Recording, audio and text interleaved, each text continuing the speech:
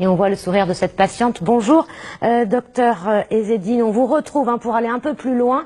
Les effets peuvent être dévastateurs. Bonjour, oui, les effets peuvent être absolument dévastateurs au niveau psychologique, avec un effet sur plein de choses. Ils sont probablement différents en fonction de la couleur de la peau. Plus on a la peau foncée, plus ces effets sont dévastateurs, ce qui peut se comprendre puisque la différence se voit davantage.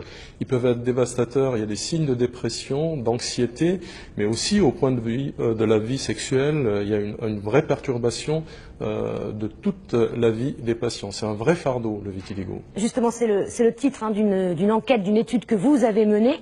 Quelles sont les conclusions ? Alors les conclusions, c'est ce que je vous disais, il y a probablement des différences, même si les traits d'anxiété et de dépression sont pareils chez tout le monde, on ne peut pas dire qu'il y ait des gens qui soient plus touchés que d'autres, qu'ils soient blancs ou noirs, qu'ils soient de toutes les couleurs, mais par contre, ce qui est très clair dans cette étude, c'est que ça ne fait pas mal au même endroit pour tout le monde, je pourrais dire, sur le point de vue psychologique. Les patients à peau claire, par exemple, sont beaucoup plus angoissés par le fait d'avoir un cancer à cause du vitiligo, alors que les patients à peau foncée ont un gros problème avec le regard de leur propre famille.